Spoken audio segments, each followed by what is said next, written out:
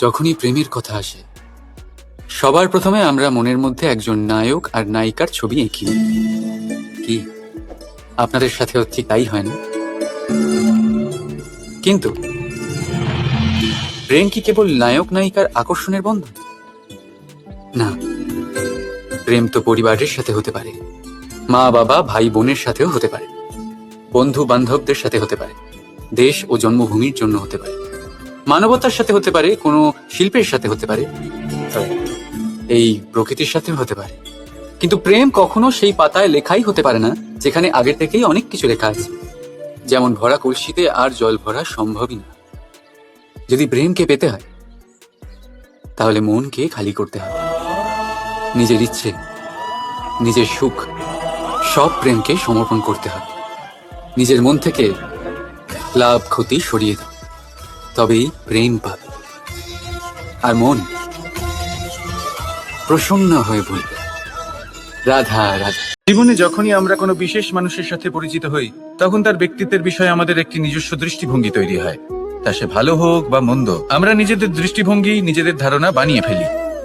কিন্তু আপনি কি নিশ্চিত রূপে বলতে পারেন যে এই যে আপনার দৃষ্টিভঙ্গি, সেটাই সেই ব্যক্তির পূর্ণ সত্য, সেই ব্যক্তি সত্যি সেরকমই? না, আপনি সেরকম বলতে পারেন না। কারণ যে কোনো মানুষের একটি চরিত্র, একটি ব্যক্তিত্ব অনেক বছর ধরে তৈরি হয়, অসংখ্য অভিজ্ঞতা লাভ করার পরে তৈরি হয়। আপনি একদিনে বুঝতে পারবেন না যে সেই ব্যক্তি কেমন। এই ভুলটাই বেশিরভাগ মানুষ করে ফেলেন। কিন্তু যদি সত্যি কোনো মানুষকে বুঝতে চান, তাহলে একটু সময় দেওয়া খুব প্রয়োজন। সবার আগে প্রথম আলাপে সেই ব্যক্তি তো এটাই বোঝাবে যে সে কতটা শ্রেষ্ঠ, কিন্তু সে কতটা গুণী বা কতটা অপগুণী, এটা বোঝার জন্য আপনাকে সেই ব্যক্তির কাছাকাছি থাকতে হবে। তিনি কতটা অহংকারী বা কতটা সজ্জন, সেটা বোঝার জন্য আপনাকে সেই ব্যক্তিকে সম্মান দিয়ে দেখতে হবে। সেই ব্যক্তি কতটা লোভী বা কতটা সরল, সেটা বোঝার জন্য তাকে ধন দিয়ে দেখতে হবে। সেই ব্যক্তির কতগুলো খারাপ গুণ আছে, সেটা বোঝার জন্য সেই ব্যক্তিকে স্বাধীনতা দিয়ে দেখতে হবে। তবেই তাকে আপনি বুঝতে পারবেন। যে কোনো মানুষকে বোঝা, তার ব্যক্তিত্ব বুঝে ওঠা এতটা সহজ কাজ নয়। আর আমার সাথে ভালোবেসে বলুন, রাধা রাধা। এই সংসারে এমন অনেক ব্যক্তি আছেন যারা নিজেদের প্রসন্নতার জন্য স্বার্থপরতার সীমা পার করে যেতে পারেন। নিজে সুখ লাভ করার জন্য অন্যকে দুঃখ দিতে পারেন। ওনাদের কারোর প্রতি কোনো টান নেই, না সমাজের প্রতি, না আপনজনদের প্রতি, না ঈশ্বরের প্রতি। এবার দেখুন, মানুষ যদি কাউকে ভয় নাও পায়, তাও নিজের কর্মের কথা মনে করে অবশ্যই ভয় পাওয়া উচিত। কারণ আপনি যা কর্মই করুন, তার ফল নিজে থেকে আপনার কাছে আসবেই, নিশ্চিত রূপে আসবে। তার থেকে আপনি পালাতে পারবেন না। কেউ নিজের কর্মফলের হাত থেকে বাঁচতে পারে না। স্বয়ং মহাদেবকে ওনার কর্মফল ভোগ করতে হয়েছিল। উনি কিছু না ভেবেই ভস্মাসুরকে বর দিয়েছিলেন। তার পরিণামস্বরূপ যেটা হলো যে ওই ভস্মাসুর, যাকে মহাদেব বরদান করেছিলেন, তার হাত থেকে নিজের প্রাণ বাঁচিয়ে ওনাকে পালাতে হলো। এই সংসারে এমন কেউ নেই যে নিজের কর্মফলের হাত থেকে বাঁচতে পারে। সবসময় এটা ভেবে দেখুন যে কর্মটা আপনি করছেন সেটা শ্রেষ্ঠ কিনা। এমন কর্ম করুন যেটা আপনাকে জীবনে এগিয়ে নিয়ে যাবে। নিজেকে সৎ পথে রাখুন। আর আমার সাথে ভালোবেসে বলুন, রাধা রাধা। আপনি কখনো কোনো বাহনকে দেখে থাকবেন, তার অনেকগুলো ভাগ রয়েছে, ভিন্ন ভিন্ন ভাগ, যেটা একসাথে কর্ম সম্পাদন করে। তা সে চাকা হোক বা যন্ত্র হোক, বা সেই বাহন নিয়ন্ত্রণকারী ব্যক্তি আদি ইত্যাদি। সবাই নিজের ক্ষমতা অনুসারে, নিজের স্বভাব অনুসারে নিজের কর্ম করেন। কিন্তু যখন কথা ওঠে বাহনের অগ্রসর হওয়ার, পথ চলার, তখন তার মূল অর্থ যেটা আমরা বুঝি সেটা হলো চাকা। এবার এমন ঠিক কেন হয়? কারণ চাকার স্বভাব হলো চলতে থাকা, সেই জন্য সে চলতে থাকে, তাই বাহনও চলতে থাকে। এবার সেটাই মানুষকে বুঝতে হবে নিজেদের সম্পর্কের বিষয়ে। অনেক সময় মানুষ ব্যথিত হয়ে পড়েন, ভাবেন আমাদের এই জীবনে সম্পর্কগুলো আমাদের ইচ্ছে অনুসারে চলে না। এবার এমনটা মানুষের কেন মনে হয়? এই কারণে মনে হয় কারণ সে সম্পর্কগুলো বুঝতেই পারে না।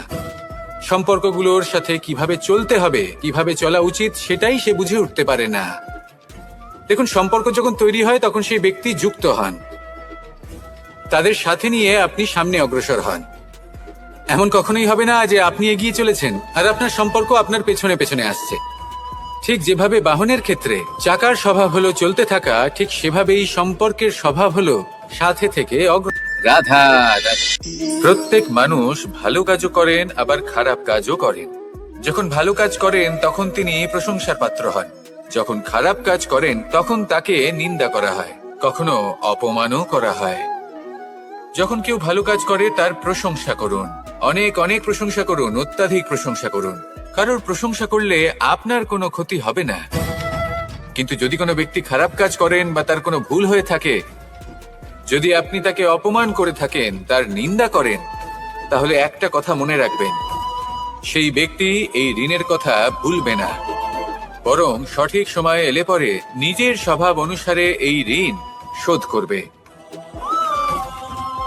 আসুন আমার সাথে ভালোবেসে বলুন রাধা রাধা। এই সংসারে আমরা শুধু সেই বস্তুগুলিকেই অনুভব করতে পারি যেগুলো আমাদের পঞ্চ ইন্দ্রিয় গ্রাহ্য করে। যেমন যেমন আমরা চোখ দিয়ে দেখতে পাই, কান দিয়ে শুনতে পারি, আদি ইত্যাদি। কিন্তু এমন অনেক বস্তু আছে, ভাব বা তত্ত্ব আছে যা আমাদের ইন্দ্রিয় পূর্ণরূপে অনুভব করতে পারে না, কিন্তু তা আছে এবং তা অত্যন্ত শক্তিশালী। যেমন বায়ু। বায়ু আমরা দেখতে পাই না, কিন্তু তার শক্তির প্রমাণ আমার নতুন করে দেওয়ার কোনো প্রয়োজন নেই। ঠিক তেমনই দুটি বোধ আছে যা চোখে দেখা যায় না, আমরা তা শুনতেও পাই না, কিন্তু তা আছে এবং তা অত্যন্ত শক্তিশালী। এই দুই বোধ হলো প্রার্থনা এবং বিশ্বাস। এই দুই বোধ যার মধ্যে আছে সেই সংসারে সব কিছু করতে পারে, যে কোনো শিখরে পৌঁছতে পারে, তার পক্ষে কোনো কিছুই অসম্ভব নয়। একটা উদাহরণ দিই, তাহলে দ্রৌপদীর সেই কাহিনীকে স্মরণ করুন, মাতা দেবকীর বিশ্বাসকে স্মরণ করুন। ওনার বিশ্বাস ছিল যে একদিন আমার পুত্র আসবে আর কংসকে বধ করবে, আর ঠিক এমনটাই হলো। সত্যি কথা বলতে এই সংসার আমাকে ঈশ্বর বলে মনে করে, কিন্তু আমি এটা মনে করি রাধা রাধা। সুখ, দুঃখ এবং শক্তি, এই তিন হলো এই সংসারের ত্রিদেবের মতো। আমাদের জীবনে যা কিছু ঘটছে এই তিনটির ভিত্তির উপরেই হচ্ছে। আসলে এই সংসারের একটা নিয়ম আছে, যখনই আপনি কিছু লাভ করেন এই সংসার আপনার পরীক্ষা নেয়।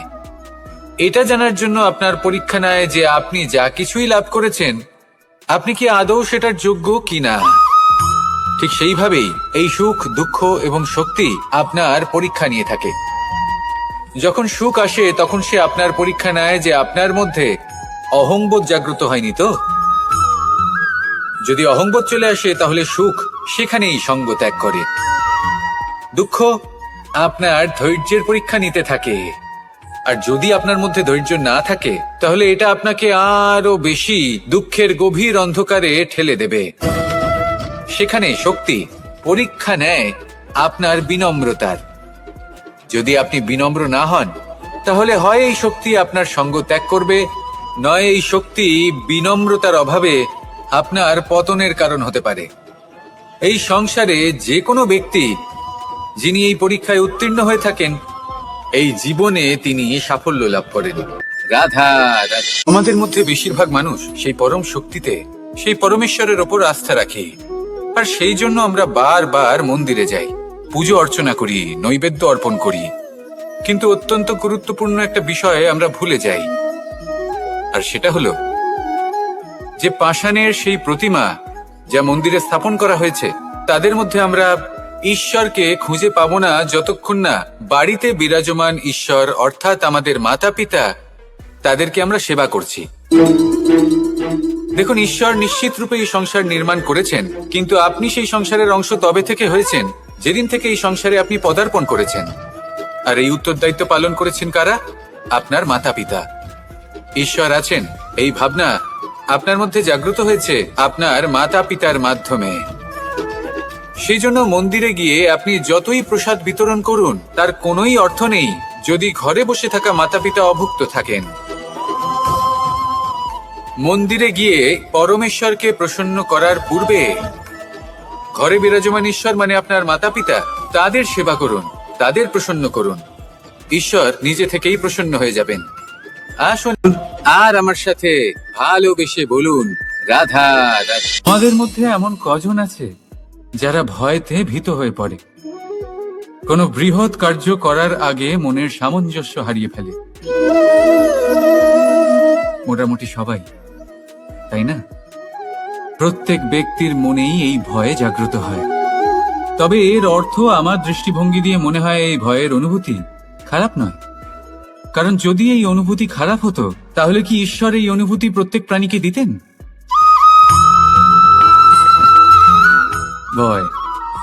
ভয়ের এই অনুভূতি আমাদের জন্য ভালো, অত্যন্ত আবশ্যক। মনে রাখবেন, যে কোনো কার্য করার আগে যদি মনে ভয় উৎপন্ন হয়, তাহলে এর অর্থ এই যে ওই কার্য করার সময় অনেক সংকটের সম্মুখীন আমাদের হতে হবে। আর সেই সংকটের সম্মুখীন হওয়ার জন্য আমাদের অত্যন্ত সাহসী হতে হবে। শুধুমাত্র এই কথা মনে রাখবেন, মনে সাহস জুগিয়ে এগিয়ে চলুন এই ভয়ের যাত্রাতে। কারণ এই ভয়ই আপনাকে আপনার লক্ষ্যে পৌঁছতে প্রেরণা যোগাবে, আপনাকে শক্তি প্রদান করবে। তাই এই ভয়ের দ্বারা ভয়ভীত হবেন না, এই ভয়কে জয় করুন। আর আমার সাথে ভালোবেসে বলুন, রাধা রাধা। প্রজাপতি আকাশে উড়ে বেড়ায়, সে সুন্দর ফুলের রস আস্বাদন করে, উন্মুক্ত উড়ে বেড়ায়, কিন্তু তারও বিপদ কম কিছু নেই। যেমন হলো পতঙ্গ, জন্তু এই প্রজাপতিকে নিজের আহার করে নেয়। তাকে এদের থেকে সাবধানে থাকতে হয়। সত্য হলো এটাই যে এই প্রজাপতি ততদিনই সুরক্ষিত থাকে যতদিন এদের পাখনা বৃদ্ধি পায় না। যখন এরা এদের খোলসের মধ্যে থাকে, যখন না কারো দৃষ্টি এদের উপর পড়ে আর না কোনো শত্রু এদের আঘাত করতে পারে, কিন্তু তখন তারা বন্ধ থাকে, অবিচল, নিশ্চল থাকে। এই সুন্দর সংসার দেখার জন্য, এই সুন্দর আকাশ পাওয়ার জন্য তাকে তার সুরক্ষা ক্ষেত্র থেকে বাইরে বেরিয়ে আসতেই হয়। আর এটাই জীবনের নিয়ম। মানুষের সাথেও ঠিক এরকমই হয়। যদি মানুষ বিশ্রাম আর সুরক্ষা এদের বন্ধন থেকে না বেরোয়, তাহলে সে জীবিত অবশ্যই থাকবে, কিন্তু জীবন ধারণ করতে পারবে না। কারণ যদি জীবনে বড় কিছু করতে হয়, বড় কোনো কিছু পেতে হয়, সাফল্যের শিখর অবধি পৌঁছতে হয়, তাহলে সর্বপ্রথম আপনাকে নিজের সুরক্ষা। রাধা রাধা। পাপ এবং পুণ্য এই দুই হলো সংসারের এমন দুই বিন্দু যাকে কেন্দ্র করে এই সংসারের চক্র ঘুরতে থাকে। আমরা যদি কোনো কর্ম বিচার করি, হয় পুণ্য নয় পাপের দৃষ্টিভঙ্গি দিয়ে, এটা হয় পুণ্য না হলে পাপ। কিন্তু এই পাপ এবং পুণ্য এই দুই নির্ভর করে প্রত্যেক মানুষের ওপর, তার চিন্তাধারা, তার পরিস্থিতির ওপর।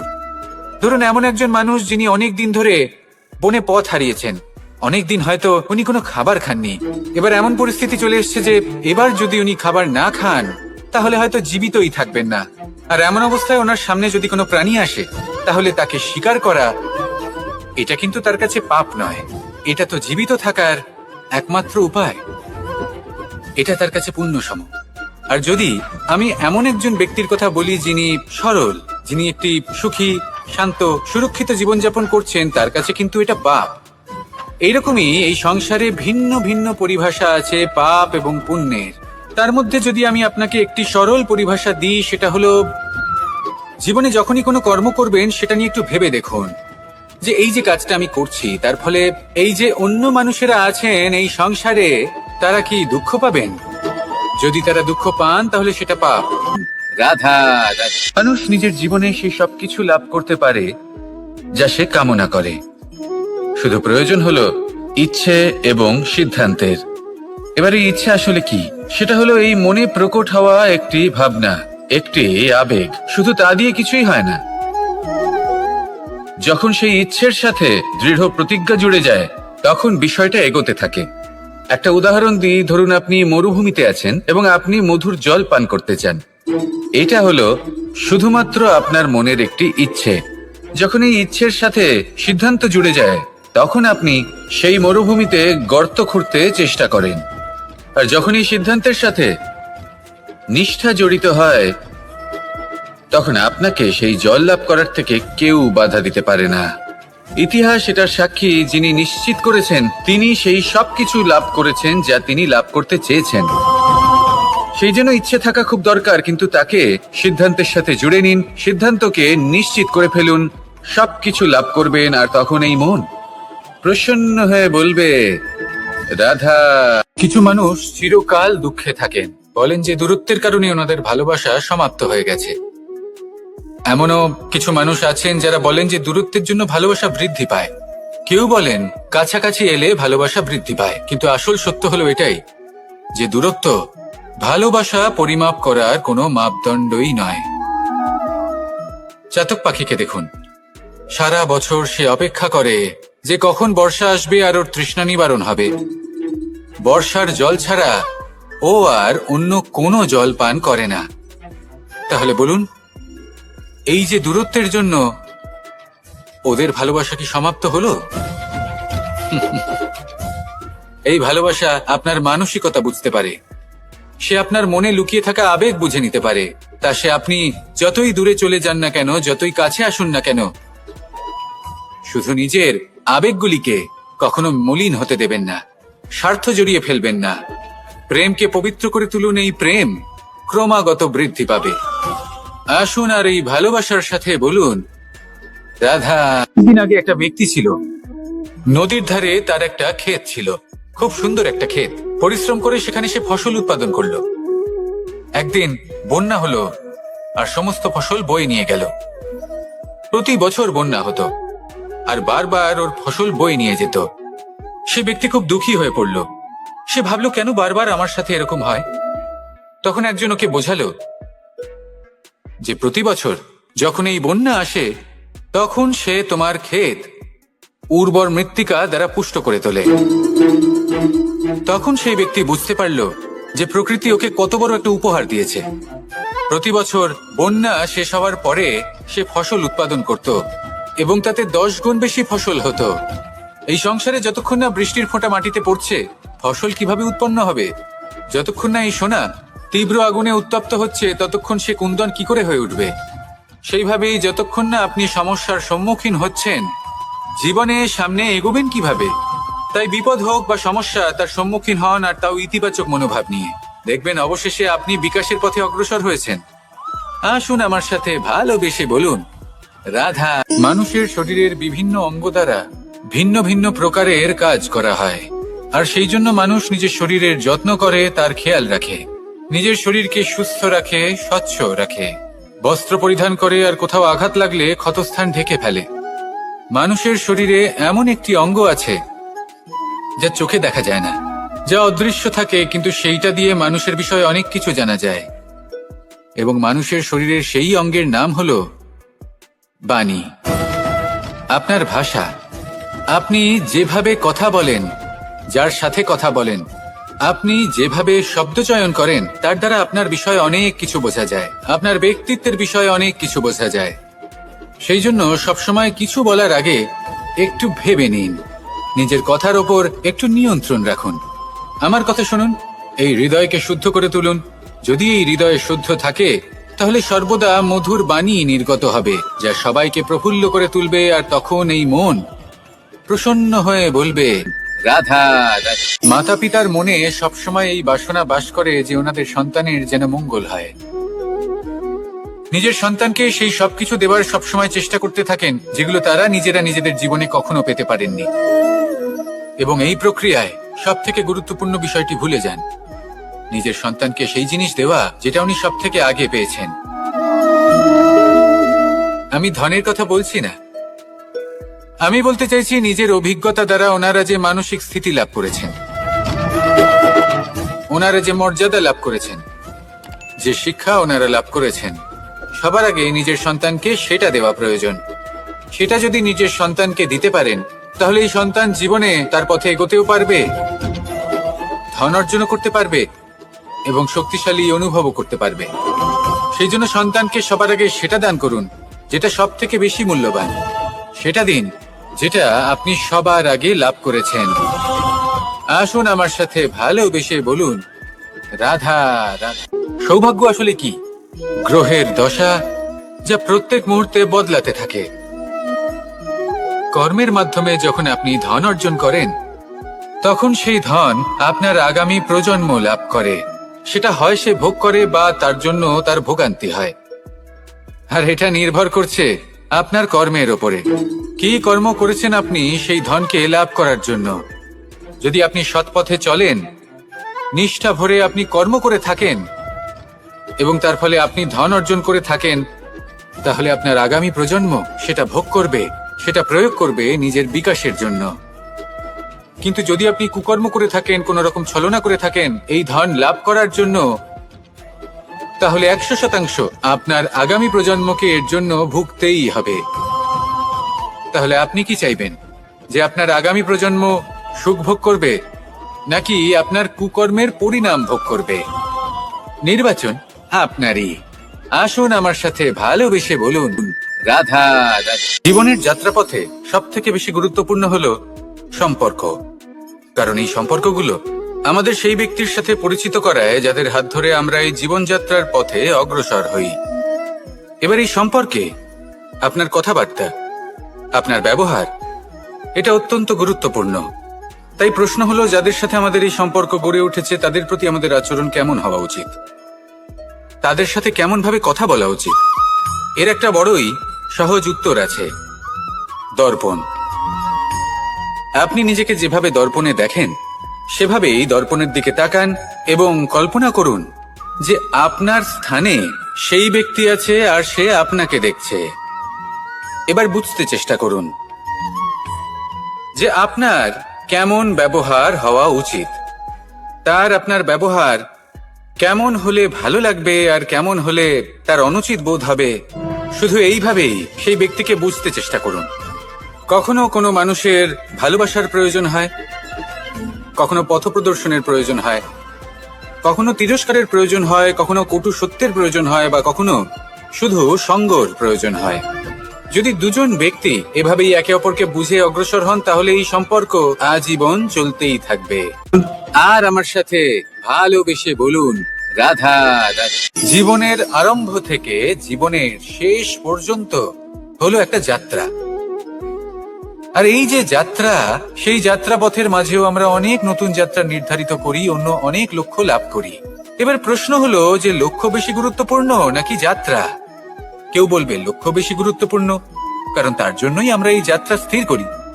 কেউ বলবে যাত্রা বেশি গুরুত্বপূর্ণ, কারণ এই যাত্রা পথে চলতে চলতে আমরা অনেকগুলো শিক্ষা লাভ করি, কর্ম করার জন্য অনেক দিশা খুঁজে পাই।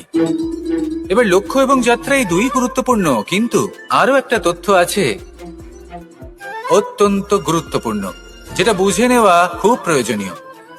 আর সেটা হলো আপনার জীবন সাথী। সেই সাথী যে জীবনের সব পদক্ষেপে আপনার সাথে চলবে, আপনার সাথে থাকবে। সেই ব্যক্তির মধ্যে যদি করুণা থাকে, ভালোবাসা থাকে, তাহলে সে আপনাকে সাহায্য করবে, আপনার জন্য আপনার লক্ষ্য নির্ধারণ করবে, আপনাকে জীবনে একটা উচ্চ স্তরে নিয়ে যাবে। কিন্তু যদি সেই ব্যক্তি এর বিপরীত হন, তাহলে কোথাও না কোথাও তাকে পেতে পেতে, তার সাথে থাকতে থাকতে আপনি নিজের লক্ষ্য ত্যাগ করে দেবেন। তাই পথ এবং লক্ষ্য এই দুই নির্বাচন করুন, কিন্তু যখন আপনি জীবন সাথী নির্বাচন করবেন তখন কিছুটা সাবধানে। রাধা রাধা। প্রত্যেক মানুষ সাফল্যের শিখরে পৌঁছতে চান, প্রত্যেকেই তার জন্য চেষ্টা করেন, প্রত্যেকেই এটা চান যে নিজের নিজের ক্ষেত্রে আমি সর্বোচ্চ শিখরে পৌঁছবো। এবার সবসময় আমাদের প্রতিভা পূর্ণরূপে আমাদের সহায়ক হতে পারে না। কখনো কখনো আমরা সেই কাজ একা করতে পারি না, কখনো কখনো আমাদের সাহায্যের প্রয়োজন পড়ে। আর ঠিক এমন সময় বেশিরভাগ মানুষ ভুল করে ফেলেন। আর ভুল হলো এটাই যে কিছু ব্যক্তি এতটাই তাড়াতাড়ি সাফল্যের শিখরে পৌঁছতে চান যে কারোর হাত ধরে পরবর্তী সিঁড়িতে ওঠার বদলে তিনি কারোর পা ধরে ওপরে যাওয়াটাই শ্রেয় বলে মনে করেন। এবার সাফল্য দুজনেই লাভ করেন, কিন্তু কাহিনীর এখানে সূত্রপাত ঘটে। যে ব্যক্তি কারোর হাত ধরে ওপরে পৌঁছন, সে অন্যের জন্য নিজের হাতটা বাড়িয়ে দেন, তাকে সাহায্য করেন, তাকে প্রেরণা প্রদান করেন। নতুন সম্পর্ক তৈরি হয়, বন্ধুত্বের বৃদ্ধি ঘটে এবং এই শ্রেষ্ঠ সম্পর্কগুলির সাথে উনি শ্রেষ্ঠ জীবন যাপন করেন। অন্যদিকে সেই ব্যক্তি যে কারোর পা ধরে সাফল্য অর্জন করেছিলেন, সেই ব্যক্তি শুধু একজন দাস হয়ে থেকে যান, শুধু তাকে দেওয়া সমস্ত আদেশ পালন করেন তিনি। তার নিজের কোনো ব্যক্তিত্ব গড়ে ওঠে না। সেই জন্য আপনি যখনই সাফল্যের পথে অগ্রসর হচ্ছেন তখন পথ নির্বাচন সঠিকভাবে করুন। আর আমার সাথে ভালোবেসে বলুন, রাধা রাধা।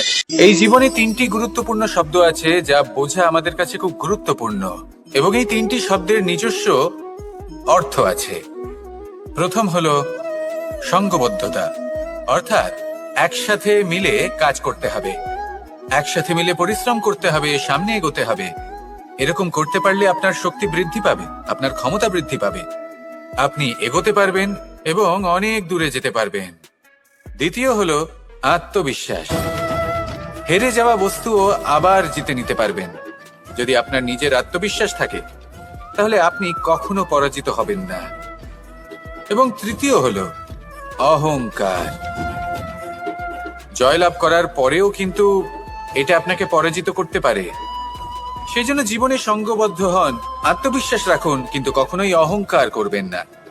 এই অহংকার আপনার থেকে সবকিছু কেড়ে নিতে পারে।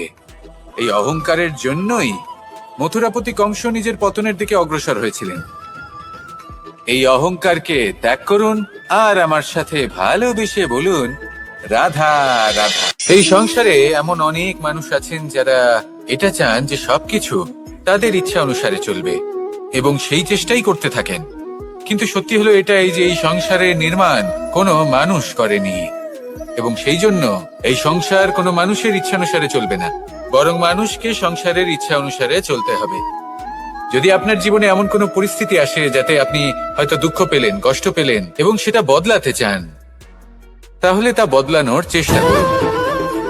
যদি অসফল হন তাহলে আবার চেষ্টা করুন, নিরন্তর চেষ্টা করুন। কিন্তু যদি না করতে পারেন তাহলে মেনে নিন যে এই পরিস্থিতি বদলানো সম্ভব নয়। সেই পরিস্থিতিকে বদলানোর চেষ্টাকে ত্যাগ করে দিন। যদি চান তাহলে সেই পরিস্থিতি থেকে দূরে চলে যেতে পারেন, কিন্তু নিজেকে প্রসন্ন রাখুন। আপনার এই শরীর, এই মন, এই জীবন আপনি লাভ করেছেন, তাই আপনার কর্তব্য হলো নিজের যত্ন নেওয়া, নিজেকে প্রসন্ন রাখা। আপনি যদি নিজেকে প্রসন্ন রাখেন তাহলেই এই সংসারকে আপনি প্রসন্ন রাখতে চেষ্টা করতে পারবেন। তাহলে প্রসন্ন থাকুন আর মনে এই প্রসন্নতা নিয়ে বলুন, রাধা রাধা। আমাদের জীবনে সবসময় এটাই শেখানো হয় যে কখনো কারোর নিন্দা করবে না, কিন্তু আজকের দিনে সত্য হলো এটাই যে প্রত্যেক ব্যক্তি কোনো না কোনো সময় কোনো না কোনো মানুষের নিন্দা করেই থাকেন। এবার আপনি কারোর নিন্দা করলে সবসময় এর অর্থ এটা নয় যে আপনার মন মলিন। কখনো কখনো এমন কিছু পরিস্থিতির জন্ম হয়, কিছু ব্যক্তি আমাদের এমন দুঃখ দেন যে সেই দুঃখের বশে আমরা নিন্দা করতে শুরু করি। এবার নিন্দার বিষয়ে এমন এক সত্য আছে যেটা জানা প্রয়োজনীয়, যেটা আমি আপনাকে একটা উদাহরণ দিয়ে বোঝাবো। আপনি কখনো একটা চিত্র অঙ্কন করতে চেষ্টা করবেন, যতক্ষণ না সেই রং আমাদের হাতে লেগে যাচ্ছে ততক্ষণ আমাদের সেই চিত্র পূর্ণই হয় না। এবার এটাই হয় নিন্দার ক্ষেত্রেও। কেউ আপনাকে যতই দুঃখ দিক না কেন, যদি আপনি কারোর নিন্দা করেন তাহলে কোথাও না কোথাও সেই নেতিবাচক শক্তি অবশ্যই আপনার মধ্যে প্রবেশ করবে। তাহলে সেক্ষেত্রে কি করা যায়? কিভাবে অন্যের নিন্দা করা থেকে নিজেকে বিরত রাখা সম্ভব? একটাই পথ আছে, একটাই বিকল্প আছে, নিজের বিকাশ। নিজের বিকাশের পথে অগ্রসর হতে থাকুন, নিজের কাজে এতটাই নিমজ্জিত হয়ে যান যে কারো নিন্দা করার মতো কোনো সময় যেন আপনার হাতে না থাকে। রাধা রাধা। আমরা সবাই জীবনে অগ্রসর হতে চাই, তার জন্য চেষ্টা করি, পরিশ্রম করি, কিন্তু কখনো কখনো আমাদের আশেপাশের কিছু মানুষ, যেমন আমাদের আত্মীয়, আমাদের বন্ধু, আমাদের শত্রু, এদেরকে এগিয়ে যেতে দেখে আমরা কখনো কখনো নিজেরা থেমে যাই। এর অর্থ কি তার মানে এটা যে আমাদের কোনো খামতি ছিল বা আমরা কোনো ভুল করে ফেলেছি? না, বেশিরভাগ সময় আমাদের কোনো ভুল থাকে না, আমাদের কোনো খামতিও থাকে না। শুধু একটা ছোট্ট বিষয় আছে যেটা আমরা বুঝতে পারি না। আমরা চেষ্টা করি অন্যদের জীবনযাত্রা দেখতে। আমরা দেখতে চেষ্টা করি যে তাদের জীবনে তারা কিভাবে এগিয়ে চলেছেন, অগ্রসর হওয়ার জন্য ওনারা কি কি করছেন, আর যা করছেন তাতে ওনারা কিভাবে উপকৃত হচ্ছেন। আমরা চেষ্টা করি তাদের জীবনযাত্রার দিকে তাকানোর, ওনাদের গতিবিধির দিকে নজর দেওয়ার এবং সেটা বুঝতে চেষ্টা করার। সেই জন্যই আমরা পিছিয়ে পড়ি। জীবনে যদি আপনি এগোতে চান তাহলে আপনাকে নিজের নজর সামনের দিকে রাখতে হবে, পদক্ষেপও সেই অনুযায়ী নিয়ে সামনে এগোতে হবে। নিজের গতিবিধি লক্ষ্য করুন, নিজের পরিকল্পনা বিচার করুন, নিজের চেষ্টা, নিজের অভিজ্ঞতার দিকে নজর দিন আর সেই মতো অগ্রসর হন। এমন কোনো সাফল্য নেই যে আপনি লাভ করতে পারবেন না। আসুন আমার সাথে ভালোবেসে বলুন, রাধা রাধা। মানুষের সব থেকে বড় পুঁজি কি? তার সব থেকে বড় শক্তি কি? আমি যখন এই প্রশ্নটা করি তখন কিছু মানুষ বলেন মানুষের বল, তার ধন, তার জ্ঞান, তার বন্ধু, এরাই মানুষের শক্তি। তারপর আমি জিজ্ঞেস করি মানুষের সব থেকে বড় দুর্বলতা কি? তখন তারা আমাকে বলেন সেই বল, জ্ঞান, মিত্র, এই সব কিছু হারিয়ে ফেলার ভয়। এই সংসারে এমন একটা আবেগ রয়েছে যা আপনার সব থেকে বড় শক্তিও হয়ে উঠতে পারে, আবার সব থেকে বড় দুর্বলতাও হয়ে উঠতে পারে। আর এই আবেগের নাম হলো বিশ্বাস। এই বিশ্বাস এতটাই শক্তিশালী যে সংসারের সব থেকে শক্তিশালী শিকলও একে বেঁধে রাখতে পারে না, সব থেকে উঁচু দেয়ালও একে বাধা দিতে পারে না। এই শক্তিশালী বিশ্বাস আপনার কাছে কখন ঘাতক প্রমাণিত হতে পারে? যখন আপনি অন্যের উপর আস্থা রাখেন এবং এতটাই বিশ্বাস করেন যে আপনি নিজেকে হীনমন্য করে তোলেন। আপনার জীবন শুধুই অন্যের উপর ভরসা করে নির্ভরশীল হয়ে পড়ে। বিশ্বাস অবশ্যই করুন, কিন্তু সর্বপ্রথম নিজের উপর আস্থা রাখুন। তবেই এই বিশ্বাস আপনার শক্তির বৃদ্ধি ঘটাবে। তখন এই বিশ্বাস আপনাকে বল, সম্পত্তি, জ্ঞান, বন্ধু সবকিছুই অর্জন করতে সাহায্য করবে। রাধা রাধা। ভয়ের সাথে আমরা সবাই পরিচিত, কষ্ট আমরা সবাই পেয়েছি। কখনো কখনো আমরা অসুস্থ হয়ে পড়ি, আর এমন সময় হলে মাতার মমতা, কখনো বাবার স্নেহ, কখনো বন্ধুদের পাশে থাকার অনুভূতি আমাদের রোগ নিরাময়ে সাহায্য করে। কখনো যদি আমরা নিরাশ হয়ে পড়ি, তখন যদি আমাদের কোনো আপনজন আমাদের দুটো ভালো কথা বলে, তখন আমাদের মনোবল বেড়ে যায়। ঠিক তেমন সংসারের এই রঙ্গমঞ্চে যদি আপনি পীড়িত অনুভব করেন, কিছু শুভ কথা আলোচনা করুন, কিছু স্তুতি গান করুন, কিছু মুহূর্তের জন্য হলেও নিজের ইষ্টদেবের কথা স্মরণ করুন আর প্রার্থনা করুন। সাহস বাড়বে, শক্তিও বৃদ্ধি পাবে এবং সামনে এগিয়ে চলার পথও দেখতে পাবেন। তখন এই মন প্রসন্ন হয়ে বলবে, রাধা রাধা। এই সংসারের একটা নিয়ম আছে, বা বলতে পারেন লোকে তাই বলে, যে শক্তিশালী হয় সে শক্তিহীনকে নত করে দেয়। এমনটাই হয়, তাই না? আবশ্যক নয়। কখনো কখনো এমনও হয় একজন অসমর্থ ব্যক্তি সমর্থ ব্যক্তিকে নত করে দেন। এটা সম্ভব, এও হতে পারে। আর এটা তখন হতে পারে যখন তার মধ্যে ভালোবাসার শক্তি থাকে। ভালোবাসার শক্তি এই সংসারে সব থেকে বড় শক্তি হয়।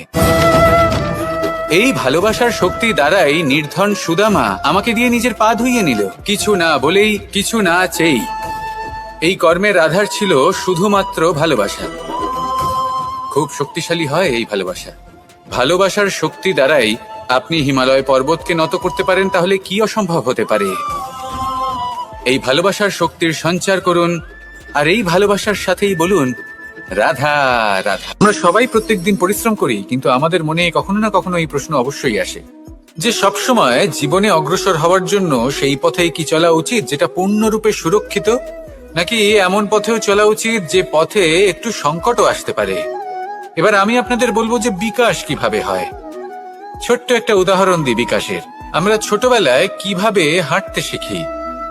যখন আমরা শিশু অবস্থায় থাকি তখন আমরা একটি পা মাটিতে রাখি, দ্বিতীয় পাটি আমরা শূন্যে উত্তোলিত করি, তারপর সেই পা আমরা আবার মাটিতে রাখি আর তার উপর ভিত্তি করে আমরা আবার অন্য পাটা ফেলি। ঠিক এভাবেই আমরা হাঁটতে শিখে যাই। এবার এক্ষেত্রেও আমরা ছোট্ট একটা ঝুঁকি নিই, আর সেটা হলো যে আমরা পাটি শূন্যে উত্তোলিত করেছি। এতে বিপদ হলো এটাই যে আমরা ভুল করে নিজের ভারসাম্য হারাতে পারি, পড়ে যেতে পারি। অনেকবার পড়েও যাই, কিন্তু তারপরে কি হয়, আমরা আবার উঠে দাঁড়াই আর চলতে শুরু করে দিই। আর ঠিক এভাবেই আমরা হাঁটতে শিখে যাই। এমন জীবনেও হয়।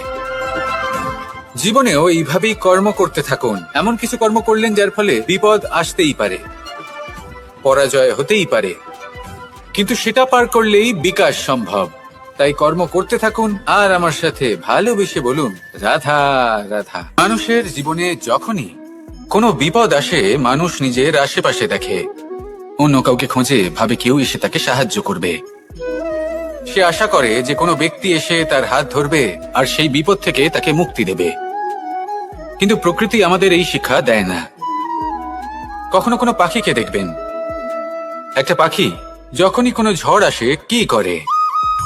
একটা ঝড় এসে তার বাসা ভেঙে দিয়ে যায়, তার বাসা নষ্ট করে দিয়ে যায়। সেই পাখি কিন্তু অপেক্ষা করে না যে কে তাকে এসে সাহায্য করবে।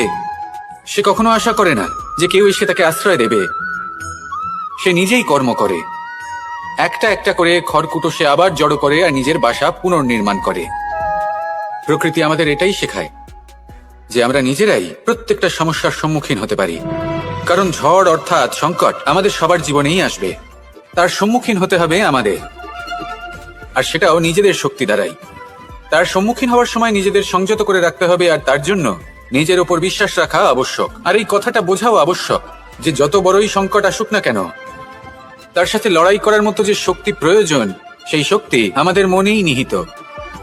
শুধু সেই শক্তি খুঁজে নিন আর সেই বিপদের সম্মুখীন হন। এই সংসারের কোনো বিপদ আপনাকে বাধা দিতে পারবে না। রাধা রাধা। মানুষের আরো একটি শত্রু হলো অহংকার। যদি আপনি এমন কোনো বস্তু অর্জন করেন যা মূল্যবান, বা এমন কোনো সাফল্য যা হয়তো অনেক মানুষ লাভ করতে পারেননি, তা নিয়ে যদি আপনার অন্তরে অহংবোধ জন্ম নেয়, তাহলে এই অহংকার আপনার শত্রু নাকি মিত্র তা নির্ভর করছে আপনার বিবেকের ওপর। এবার ধরুন আপনি অত্যন্ত শক্তিশালী ব্যক্তি আর আপনি অহংকারী হয়ে গেলেন, আর আপনি যদি তখন বিবেকবোধ প্রয়োগ না করেন আর সেই শক্তির অপব্যবহার করে অনুচিত কর্ম করতে থাকেন, তাহলে আপনার সাথেও সেটাই হবে যা মামাশ্রী কংসের সাথে হয়েছিল। কিন্তু যদি আপনি অহংকার করেন নিজের ভালোবাসা নিয়ে, নিজের সমর্পণ নিয়ে, যে যাদের আমি ভালোবাসি তাদের জন্য আমি নিজের যা কিছুই আছে সবকিছু সমর্পণ করে দেব, তাহলে আপনি দধিচির মতো মহান হয়ে উঠতে পারেন। তাহলে এই অহংকার যা এই সমস্ত সংসারের গতিকে বাধা দেয়, তাকে নিজের বন্ধু করে তুলুন আর আমার সাথে ভালোবেসে বলুন রাধা। প্রত্যেক মানুষ নিজেদের জীবনে সুখ এবং শান্তি কামনা করেন। অনেক মানুষ এর জন্য শাস্ত্র পাঠ করেন যে কিভাবে জীবনে সুখ শান্তি লাভ সম্ভব। আর তিনটি প্রধান শাস্ত্র যা আমাদের জীবনে আমাদের আশেপাশে বিদ্যমান, তা হলো ইতিহাস, বিজ্ঞান এবং ধর্ম। ইতিহাস থেকে আমরা জানতে পারি যে অতীতে কিভাবে আমরা সুখ ও শান্তি লাভ করেছিলাম। বিজ্ঞান দ্বারা আমরা এটা বুঝতে পারি যে কিভাবে ভবিষ্যতে সুখ এবং শান্তি আমরা লাভ করতে পারি। আর ধর্ম আমাদের এই শিক্ষা দেয় যে আজকের এই বর্তমানে কিভাবে সুখী থাকা যায়, কিভাবে শান্তি লাভ করা সম্ভব। আর সেটাই হলো সব থেকে বেশি প্রয়োজন। অনেক সংখ্যক মানুষ অতীতে আটকে রয়েছেন, সেখানে অনেক মানুষ ভবিষ্যতের চিন্তায় দিন কাটাচ্ছেন। আজ এই বর্তমানে খুব কম সংখ্যক মানুষ প্রসন্ন থাকতে পারেন, সেটাই শিখুন। ধর্ম এটাই বলে যে যদি মনে কোনো মালিন্য না থাকে, এই মন যদি স্বচ্ছ হয়, কর্মের মাঝে কোনো ছলনা যদি না থাকে, তাহলে নিশ্চিত রূপে জীবনে সুখ এবং শান্তি আসবে আর আসতেই থাকবে। আসুন আমার সাথে ভালোবেসে বলুন রাধা রাধা। মোহ, কারোর প্রেমের মোহ, কারোর সঙ্গলাভের মোহ, কোনো বন্ধনের মোহ, কখনো বা ধনের মোহ, ঐশ্বর্যের মোহ। যদি আপনার মধ্যে এই মোহবোধ জাগ্রত হয়, তাহলে আপনার বিনাশ সুনিশ্চিত। যেমন কোনো বিশেষ ব্যক্তির প্রতি যদি আপনার মনে মোহ জাগ্রত হয়ে যায়, তাহলে আপনি চাইবেন সেই ব্যক্তি আমার কাছেই থাকুক, আমার পাশেই থাকুক, শুধুই যেন আমার হয়ে থাকুক। আর শুধু এই কারণেই কোথাও না কোথাও সেই ব্যক্তিকে আপনি তার প্রিয়জনের থেকে দূরে করে দিচ্ছেন। তারপর দুঃখ আসে, নিরাশা আসে, কারণ স্বাধীনতা সেই অনুভূতি যেটা সবার প্রিয়, আর সেই অনুভূতিটাই আপনি তার থেকে কেড়ে নিচ্ছেন। এভাবে এই মোহ নিশ্চিত রূপে আপনার শত্রু হয়ে যাবে। কিন্তু যদি আপনার মোহ থাকে নিজের মাতৃভূমির প্রতি, তার সম্মানের প্রতি, তাহলে আপনি একজন প্রবল রক্ষক হয়ে উঠবেন। যদি আপনার মোহ থাকে আপনার আত্মসম্মানের প্রতি, নীতির প্রতি, তাহলে এই মোহ কখনো আপনাকে অধর্মের পথে চালিত হতেই দেবে না। আর যদি আপনার মোহ থাকে নিজের আত্মার প্রতি, তাহলে কোনো দুরাত্মা এসে আপনার কোনো ক্ষতি করতে পারবে না। তাহলে নিজের এই মোহকে নিজের মনের মধ্যে সংযত করে রাখুন, একে নিজের মিত্র করে তুলুন আর আমার সাথে ভালোবেসে বলুন রাধা। কখনো কখনো আমরা অনেক কিছু ভাবি, তারপর দুঃখী হয়ে যাই যে এত কিছু ভাবা সত্ত্বেও আমরা যে কর্ম করতে চেয়েছিলাম সেটা করতেই পারলাম না, যে লক্ষ্যটা আমরা লাভ করতে চাইছিলাম সেটা করতেই পারলাম না। আমরা সংসারের সামনে এটা ঘোষণা করে ফেলি, কথা দিয়ে ফেলি যে এই কর্ম আমি করে দেখাবো, এই সাফল্য আমি প্রাপ্ত করেই ছাড়ব, কিন্তু করতেই পারি না। তার কারণটা কি? চেতনা, আমাদের একাগ্রতা। আমরা একাগ্র হয়ে পড়ি এই সংসারকে কিছু প্রমাণ করে দেখানোর জন্য, যেখানে আমাদের একাগ্রচিত্ত হওয়া উচিত নিজেদের কর্মের উপর। কোনো বস্তু বা কোনো সাফল্যের কামনা করা, তার জন্য পরিকল্পনা করা, তার জন্য কর্ম করা আর তা প্রাপ্ত করা, এটা আমাদের কর্তব্য। আর আমাদের মনোযোগ শুধু সেদিকেই কেন্দ্রীভূত হওয়া প্রয়োজনীয়। এই সংসারকে বলার কোনো প্রয়োজন নেই। একবার যদি আপনি কর্ম করে দেখান, তাহলে সংসারে এমনিও দেখতে পাবে। সেই জন্য প্রতিশ্রুতি দেবার পরিবর্তে দৃঢ় সংকল্প করে অগ্রসর হতে থাকুন। শুধু ভাবার বদলে কর্ম করতে শিখুন, আর বলার পরিবর্তে সেটা করে দেখাতে শিখুন। একবার সাফল্য লাভ করুন, তারপর এই সংসারকে বলবেন যে এটা আমি ভেবেছিলাম আর সেটাই আমি করে দেখিয়েছি। রাধা রাধা। লোভ এবং ক্রোধ, এই দুইয়ের মধ্যে সম্পর্ক খুব গভীর। এবার আপনি বলতে পারেন যে এটা আমি কি বলছি। একটু বোঝার চেষ্টা করুন। জীবনে যখনই আমরা কোনো বস্তু লাভ করতে চেষ্টা করি, তার বাসনা পোষণ করি, আর যখন সেই বস্তু আমাদের কাছে আসে, আমরা চাই যে এটা আমাদের সাথেই থাকুক। আমরা সেটা সংরক্ষণ করে রাখার চেষ্টা করি। লোভের জন্ম হয়। আর যখন তাকে সংগ্রহ করে নিজের কাছে ধরে রাখতে পারি না, যখন সেই বস্তু আমাদের থেকে দূরে চলে যায়, তখন সেই লোভ ক্রোধে পরিবর্তিত হয়ে যায়। এবার এই ক্রোধ কি করে? এই ক্রোধ আপনার মনে ভয় উৎপন্ন করবে, কিছু সন্দেহ উৎপন্ন করবে। মনে হবে যে যেন আমি সেই বস্তুর যোগ্যই ছিলাম না, আমার চেষ্টায় কোনো ত্রুটি ছিল, আমি কোনো অনুচিত কিছু করেছি। আর এই যে ভ্রম, সেটা আস্তে আস্তে আপনার মনকে ব্যাকুল করে তুলবে। আর এই ব্যাকুল মন আস্তে আস্তে আপনার যুক্তি তর্কের ক্ষমতাকে নাশ করে দেবে। তর্ক বিতর্কের শক্তি অর্থাৎ বিবেক। আর যখন আপনি নিজের বিবেক হারাবেন, তখন এমন মনে হবে যেন আপনি নিজের জীবন নষ্ট করেছেন। এর অর্থ এটা নয় যে জীবনে কামনা করবেন না, ইচ্ছে পোষণ করবেন না। অবশ্যই ইচ্ছে পোষণ করুন, আর যা কিছু লাভ করতে চান তা অর্জন করুন, কিন্তু তার প্রতি মনে লোভ জন্মাতে দেবেন না। সেটা অনুচিত ব্যাপার। রাধা রাধা। সাফল্য, আমরা সবাই জীবনে সাফল্য লাভ করতে চাই। প্রত্যেক ব্যক্তি এটা চান যে নিজের কর্মক্ষেত্রে তিনি যেন সর্বশ্রেষ্ঠ হয়ে থাকেন। এবার আমাদের মধ্যে কেউ এটা মানুক বা না মানুক, আমরা সবাই এটা জানি। কোথাও না কোথাও নিজেদের মনে মনে আমরা এটা জানি যে আমরা সম্পূর্ণ নই, আর আমরা সবাই পূর্ণতা লাভ করতে চেষ্টা করি। এবার পূর্ণতা প্রাপ্তির এই যাত্রায় সাফল্য কিভাবে লাভ করা সম্ভব? কেউ বলবে নিরন্তর পরিশ্রম করতে থাকো, দৃঢ় নিষ্ঠার সাথে অগ্রসর হও, সাফল্য অবশ্যই লাভ করবে। হ্যাঁ, এটা সত্যি কথা, কিন্তু এই সবকিছু করার আগে একটা সিঁড়ি আছে, একটা শিক্ষা আছে যা জীবনযাপনের অংশ করে তোলা গুরুত্বপূর্ণ। আর সেটা হলো আপনার এটা বোঝা উচিত যে আপনি ঠিক কি ভুল করেন, যার জন্য আপনি সাফল্য পর্যন্ত পৌঁছতেই পারেন না। আর এটা বোঝা প্রয়োজনীয় যে কিভাবে এই ভুল শুধরে নেওয়া সম্ভব। নিজের অন্তরে সেই সাহস জাগিয়ে তুলুন যার দ্বারা আপনি নিজের ভুল স্বীকার করতে পারবেন।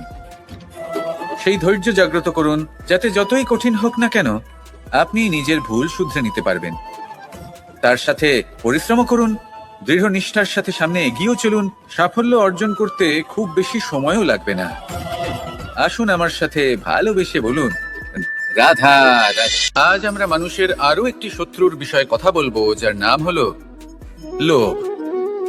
যে কোনো বস্তুকে অত্যাধিক লাভ করার যে বাসনা, যতটা লাভ করেছি ততটা যথেষ্ট নয়, আমার আরো চাই, আরো চাই, একেই বলে লোভ। এবার এই লোভ আপনার জীবনে শুভ না অশুভ, আপনার মিত্র নাকি আপনার শত্রু, সেটাও নির্ভর করছে আপনার ওপর। যেমন ধরুন, কোনো ব্যক্তির অসম্ভব ধনের লোভ, সে সেটা অর্জন করছে আর সেটা সংগ্রহ করছে, আর সেটা লাভ করার জন্য সে অনৈতিক কাজ করছে। যদি এই সব হতে থাকে তাহলে লোভ কিন্তু আপনার পক্ষে অত্যন্ত ক্ষতিকারক।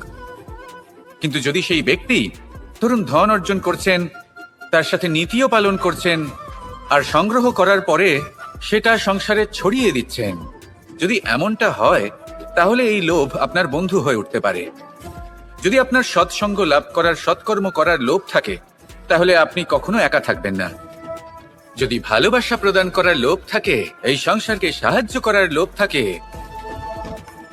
তাহলে এই লোভ যা সংসারের শত্রু, সেটা কিন্তু আপনার সাথে পরমাত্মার মিলন ঘটাতে পারে। এবার এই লোককে নিজের মিত্র করে তুলবেন নাকি শত্রু করে তুলবেন সেই সিদ্ধান্ত আপনারই। আসুন আমার সাথে ভালোবেসে বলুন রাধা রাধা। কখনো কখনো আমাদের নিজেদের ভাবনা চিন্তাই জীবনের পথে অগ্রসর হতে বাধা দেয়। আমাদের চিন্তা ভাবনা আমাদের সীমাবদ্ধ করে দেয়। আমরা প্রত্যেকদিন পরিশ্রম করি, কিছু দেখি, কিছু লাভ করি, কোনো একটা স্থানে পৌঁছই, আর একটা সময় পরে মনে কেমন যেন একটা ভাবনা উৎপন্ন হয় যে আর কত দেখবো, এত কিছু তো দেখে নিলাম, এত কিছু তো লাভ করলাম, এত সাফল্য অর্জন করলাম, আর কত লাভ করব। আর সেখানে আমরা থেমে যাই। এটা হয় আমাদের ভাবনার সীমাবদ্ধতার জন্য। কিন্তু যদি জীবনের কথা বলি, জীবন যদি আপনাকে সেই স্থানে পৌঁছে দেয়, তাহলে তার পরবর্তী পথটাও জীবন আপনাকে নিশ্চিত রূপেই দেখাবে। প্রয়োজনটা হলো সেই পথটা দেখার এবং সেই পথে অগ্রসর হওয়ার। আর যেটা আমাদের জীবনযাত্রার সাথে হয় সেটা জীবনের সাথে এবং আত্মার সাথেও হয়ে থাকে। আমরা জীবনে প্রগতি লাভ করি, বিকাশ লাভ করি, কিন্তু একটা সময় পরে আমরা থেমে যাই। আমাদের সেটাই করলে চলবে না। এই জীবনযাত্রা, প্রগতি, বিকাশ, এই সব কিছুর সমাপ্তি তখনই সম্ভব যখন জীবন সমাপ্ত হবে। তাই নিজেকে বাধা দেবেন না, নিজের জীবনের উদ্দেশ্যকে সীমিত করবেন না। সামনে অগ্রসর হতে থাকুন আর আমার সাথে ভালোবেসে বলুন রাধা রাধা। বলেন যে জীবনে কাদের সঙ্গ লাভ করছি সেটা খুব গুরুত্বপূর্ণ। এক ঝুড়ি ফলের মধ্যে যদি একটা পচা ফল আপনি রেখে দেন, তাহলে আস্তে আস্তে সমস্ত ফল পচে যায়। সেই জন্য কথায় আছে যে কুসঙ্গ থেকে দূরে থাকো। কিন্তু কি করা যায়? এই সংসার খুবই ছোট। যেখানে আমরা কাজ করি, যেখানে আমরা থাকি, যে পথে আমরা আসা যাওয়া করে থাকি, যে পথে আমরা ভ্রমণ করি, সেখানে এমন অনেক সংখ্যক ব্যক্তি থাকেন যাকে দেখে আমরা মনে করি যে এদের থেকে দূরে থাকতে হবে। তখন আমরা কি করতে পারি? তাদের কি আমরা পরিত্যাগ করব? তাহলে এই সংসারে এমন অনেক মানুষ আছেন, তাহলে কি সংসারই পরিত্যাগ করব? না, সেই ফলের মতন হবেন না যারা একটি পচা ফলের উপস্থিতির জন্য নিজেরাও নষ্ট হয়ে যান। বরং হয়ে উঠুন চন্দন বৃক্ষের মতন, যেটা আসলে সাপেদের বাসস্থান, যেখানে অনেক সংখ্যক অত্যন্ত ভয়ানক বিষধর সাপ থাকে। তারপরেও এই চন্দন, সে কিন্তু নিজের শ্রেষ্ঠত্ব হারায় না। এর মূল্য কিন্তু সেই একই থাকে। মনে রাখবেন, এই সংসারে নিজের সঙ্গ বদলানোর পূর্বে নিজেকে বদলান। নিজেকে কিছুটা এমন ভাবে গড়ে তুলুন যে কেউ আসুক না কেন সে যেন আপনাকে বিভ্রান্ত বা দূষিত না করতে পারে। আসুন আমার সাথে ভালোবেসে বলুন রাধা রাধা। এই সংসারে সব থেকে বড় ব্যক্তি কে? আপনি বলবেন এই কেমন ধরনের প্রশ্ন? কিন্তু এটা হলো সব থেকে উচিত প্রশ্ন। কেউ এর উত্তর দেবে যে সেই মহাপ্রতাপী রাজা, তিনি হলেন সব থেকে বড় ব্যক্তি, সেই বড় রাজনীতিবিদ, তিনিই সব থেকে বড় ব্যক্তি। আমি আপনাকে জানাই যে সংসারের সব থেকে বড় ব্যক্তি হলেন তিনি, যার সাথে দেখা করলে আপনি নিজেকে ছোট মনে করবেন না। কোন ব্যক্তি যিনি সব থেকে বেশি শক্তিশালী, আপনি যদি তার সামনে যান, তাহলে উনি আপনার অন্তরের শক্তিকে বাইরে বের করে আনবে। আপনার অন্তরের লুকিয়ে থাকা শক্তিকে জাগ্রত করতে প্রেরণা প্রদান করবে। তিনি হলেন বড় ব্যক্তি, তিনি হলেন মহান ব্যক্তি। তিনি নন যিনি নিজের বল এবং ঐশ্বর্য দ্বারা আপনাকে তার সামনে ছোট প্রমাণ করবেন। এবং সেই জন্য মহাদেব আমার আরাধ্য হলেন আমার খুব প্রিয়। কারণ রাজা হোক বা ফকির, কেউ যদি ওনার সামনে যান তাহলে সে নিজেকে ছোট মনে করেন না। আপনিও যদি জীবনে অনেক বড় হতে চান, তাহলে কাউকে কখনো নিজেকে ছোট মনে করতে দেবেন না। তার অন্তরে বড় হয়ে ওঠার প্রেরণা প্রদান করুন। আসুন আমার সাথে ভালোবেসে বলুন রাধা। মানুষের স্বভাব হলো অর্জন করা, সংগ্রহ করা। তা সেটা ধনই হোক, বন্ধন হোক, সম্বন্ধই হোক, বা হোক প্রসন্নতা। কিন্তু আপনি কি কখনো ভেবে দেখেছেন নিয়তি এই সংগ্রহ করার প্রবৃত্তি মানুষকে কেন দিয়েছে? একটা বীজ থেকে গাছ জন্ম নেয়, আর তারপর সেই গাছ ফলে ভরে ওঠে। কেন? যাতে গাছ সেটা নিজে খেতে পারে? না, বরং এই জন্য যাতে সে ক্ষুধার্তদের খাবার দিতে পারে। এবার আপনি জিজ্ঞেস করবেন যে এতে গাছের কি লাভ? লাভ আছে, কারণ যে বন্টন করে তার ভাড়া শূন্য হয়। যে ফল জীবেরা খায় তার বীজকে প্রকৃতিতে তারা ছড়িয়ে দেয়, আর সেই বীজ থেকে জন্ম নেয় নতুন গাছ। তার জাতি, তার গুণ, আর মিষ্টতা অমর হয়ে যায়। এই জন্য মনে রাখবেন, ধনী হতে গেলে একটু একটু করে সংগ্রহ করতে হয়, কিন্তু অমর হতে গেলে একটু একটু করে বন্টন করতে হয়। রাধা। ভয়, ভয় সবাই পায়। সেটা পশুও হতে পারে, পাখিও হতে পারে, আবার মানুষ। বাস্তবে মানুষ এই ভয়কে সাথে নিয়েই জন্মগ্রহণ করে। তাহলে এই ভয়কে ভয় কিসে? আর ভয় যদি এতটাই খারাপ হতো তাহলে তা নিয়ে আমরা কি জন্মগ্রহণ করতাম? বাস্তবে ভয় আমাদের এগিয়ে যাওয়ার জন্য প্রেরণা দেয়। এবার দেখুন, প্রাণ যাওয়ার ভয় আপনাকে নিজেকে সুরক্ষিত রাখার প্রয়াস করে। অপমানের ভয় নিজেকে সঞ্চালন করতে সাহায্য করে। কোনো প্রিয়জনকে হারাবার ভয় তার জন্য কর্তব্য পালন করার প্রেরণা দেয়। কিন্তু এই ভয় খারাপ তখন হয়ে যায় যখন এই ভয় আপনাকে কাবু করে ফেলে। এটার জন্য আপনি কিছুই করতে পারেন না। তাই যদি এই ভয়কে কাজে লাগাতে হয়, আপনাকে নিজেকেই এই ভয়কে কাবু করতে হবে। তাহলে ভেঙে দিন এই ভয়ের সীমা। নিজের আত্মা ছাড়া আর কারোর কাছে মাথা নত করবেন না। আর মনে রাখবেন, যখন অন্ধকারকে ভয় পাওয়া ছেড়ে দেবেন, তখনই প্রদীপ হয়ে জগতে আলো ছড়াতে পারে। রাধা রাধা। আমার চারিপাশে এই গাছপালা, এই লতা পাতা, এই পুষ্প দেখছেন আপনারা? সত্যি সুন্দর না? কারণ এইগুলি আপনারা স্বচক্ষে দেখেছেন।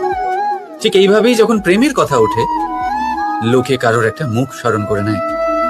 সেই নেত্র, সেই হাসি, চেরা ভুরু, ঘন কেশ। কিন্তু সত্যি এটাই কি প্রেমের অস্তিত্ব? না, এইগুলো সেই শরীরের অস্তিত্ব যা আমাদের চোখ দেখেছে আর আমরা মন থেকে মেনেও নিয়েছি। কিন্তু প্রেম, প্রেম ভিন্ন। প্রেম সেই বায়ুর মতন যা আমরা স্বচক্ষে কেউ দেখতে পাই না, কিন্তু সেটাই আমাদের জীবন দেয়। সংসার কোন স্ত্রীকে কুৎসিত বলতেই পারে, কারণ তারা তাকে দেহ চক্ষু দিয়ে দেখেছে। অথচ সন্তান সেই মাকেই সংসারের সব থেকে সুন্দর বলে ভাবে, কারণ সে মনের চক্ষু দিয়ে দেখে। দেহ চক্ষু দিয়ে কোনো কিছু দেখলে তা তুমি এমনিও চিনতে পারবে না, ঠিক যেমন রাধা আমাকে চিনতে পারে। তাই যদি প্রেমকে সঠিক বুঝতে চাও, তাহলে মনের চক্ষু আর প্রেমের সাথে বলো রাধা রাধা।